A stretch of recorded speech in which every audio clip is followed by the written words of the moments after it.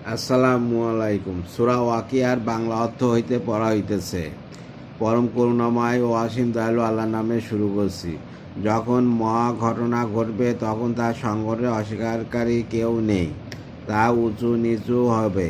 যখন পৃথিবী প্রবলভাবে প্রবলিত হবে, পাহাড়গুলো ভেঙে যাবে, পরে তা উড়ন্ত ধুলোর মতো হবে ও তিনটি দলে ভাগ হবে।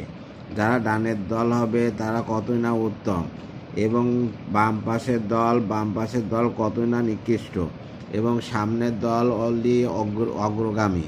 তারাই নিকটবর্তী ও সুখ শান্তিপূর্ণ বেহেশতে থাকবে। পূর্বদের এক বৃহৎ দল এবং পরের ছোট দল, তারা স্বর্ণমণ্ডিত আসনে এলোনোভাবে মুখোমুখি অবস্থান করবে। কিশোর বালকেরা তাদের চারিদিকে ঘুরে বেড়াবে, হাতল ছাড়া পানপাত্র এবং শরাব ভর্তি পেয়ালা হাতে নিয়ে। উক্ত শরাবে শিরোপীড়া ও অজ্ঞানও হবে না। তাদের পছন্দনীয় ফল রাজি ও তৃপ্তিপূর্ণ ও পাখির গোস্ত তারা পরিবেশন করিবে, এবং সুনয়ন হুরগণ রয়েছে সুরক্ষিত মুক্তার মতো। উহা তাদের কর্মসমূহের প্রতিদান। সেখানে তারা অনর্থক কিংবা অশালীন বাক্য শুনবে না, বরং শ্রবণ করবে শুধু শান্তি আর শান্তি। এবং ডান পাশের দল কত না ভাগ্যবান।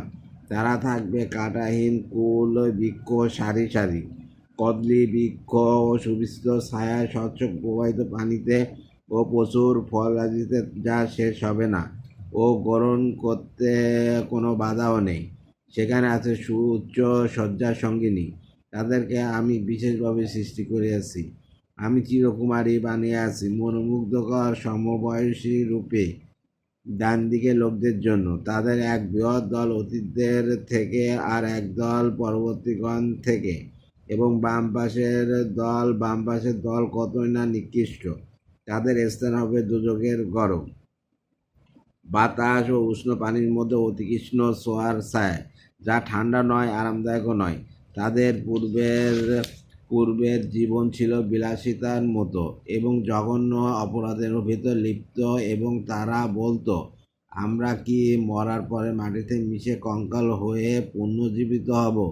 এবং আমাদের পূর্ববর্তী পিতৃপুরুষগণও বলে দিন, পূর্ববর্তী ও পরবর্তীগণ সবাইকে একত্রিত করা হবে একটি নির্দিষ্ট দিবসের নির্দিষ্ট সময়ে। অথবা হে গোমরা মিথ্যাবাদীগণ, নিশ্চয়ই তোমরা ঝাকুম বৃক্ষ থেকে খাবে। আল্লাহ হাফেজ।